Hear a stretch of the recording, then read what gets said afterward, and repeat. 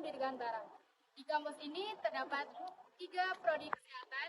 Yang pertama D3 Farmasi, yang kedua D3 Radiologi, dan yang ketiga D3 Gizi. Di video kali ini, kami akan menampilkan tentang Basic Life Support atau bantuan hidup dasar. Bantuan hidup dasar adalah di organ kita ini ada 2 organ yang penting yang berkaitan dengan nyawa orang. Adalah yang pertama adalah jantung, yang kedua adalah paru-paru. Jantung dan paru-paru ini dalam suatu keadaan tertentu bisa saja mengalami kejadian yang luar biasa atau terjadi kegagalan. Nah, itu kita tidak tahu kapan terjadinya, di mana tempatnya, dan oleh siapa. Oleh karena itu, kita perlu mempelajari mengenai bantuan hidup dasar atau basic life support. Kondisi yang perlu dilakukan basic life support atau bantuan hidup dasar terdiri dari kegawatan jantung, reaksi alergi, tenggelam, ruda paksa, dan sebagainya. Selanjutnya ada pertolongan di tempat. Pertolongan di tempat, hal yang harus dilakukan pertama kali yaitu kita harus melakukan untuk keselamatan diri sendiri. Setelah itu, kita harus menjauhkan korban dari lokasi yang sangat berbahaya dan tempat yang datar serta tempat yang keras. Selanjutnya, lakukan resusitasi pada korban yang menderita mati suri. Jika tidak bisa teratasi atau ragu, kalian bisa melakukan tindakan RJP. Ciri-ciri mati suri ada 5. Yang pertama, tidak bernapas. Yang kedua, tidak sadar. Yang ketiga, tidak terdeteksi nadi karotis. Yang keempat, wajah pucat kebiruan atau biasa disebut sianosis. Dan yang terakhir, bola mata diam. Urutan pertolongan yang pertama, pastikan pasien sadar atau tidak, lalu mengecek nadi di leher ataupun di tangan. Yang pertama adalah circulation atau yang C. Teknik pelaksanaannya adalah tentukan titik tumpu. Yang pertama-tama, menyusuri lengkung tulang iga tepat di prosesus xiphoideus. Kemudian letakkan jari telunjuk dan tengah di atas titik tersebut. Kemudian letakkan tumit telapak tangan di samping atas menjadi satu bagian.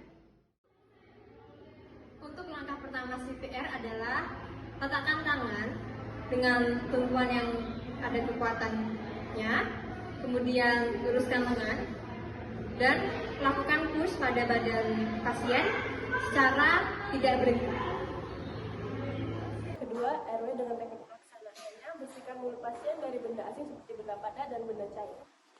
Beri atau bantuan nafas dari mulut ke mulut dengan cara 1. Menolong menarik nafas dalam. Yang kedua, mulut penolong diletakkan rapat pada mulut korban. Yang ketiga, ibu jari dan telunjuk tangan kanan itu menjepit hidung korban. Yang keempat, mata penolong melihat dada korban. Yang kelima itu udara dihembuskan keluar dengan sendirinya.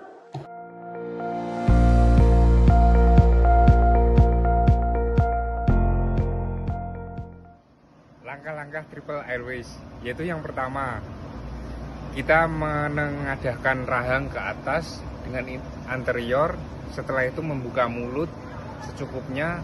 Nah, setelah itu kita kasih space untuk jalan keluarnya nafas. Berlutut di samping kiri korban, kemudian melakukan resusitasi pompa jantung sebanyak 30 kali dan memberikan 2 kali nafas buatan, dinamakan dengan 1 siklus. Kemudian melakukan resusitasi pompa jantung sebanyak 30 kali dan memberikan 2 kali nafas buatan, dinamakan sebanyak dengan 5 siklus. Untuk penolong, 1 dilakukan 2 orang penolong. Kedua, 1 orang di samping kepala untuk memberikan nafas bantuan. 3, 1 orang di samping dada untuk memberikan PCR. 4, jika korban tidak sadar, penolong 1 memberikan jalan nafas. 5, meraba nadi karotis. Yang keenam, bila tidak teraba, penolong 2 mulai melakukan PCR.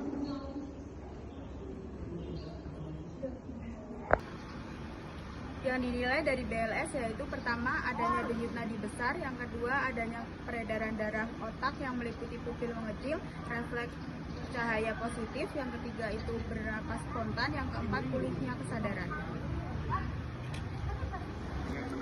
Kapan BLS dihentikan? Yang pertama, bila BLS telah berhasil. Yang kedua, bila BLS telah tidak berhasil. Dan yang ketiga, secara fisik mampu untuk hipertensi. basic life support tidak dilakukan pada dua situasi, yaitu yang pertama pada pasien yang menderita penyakit keganasan, yang kedua di fase terminal pasien yang kematiannya dapat diramalkan. Kesimpulannya, BLS itu bisa dipelajari, yang kedua dapat dilakukan oleh orang-orang yang terlatih, yang ketiga seringkali dapat menyelamatkan diri dari bahaya.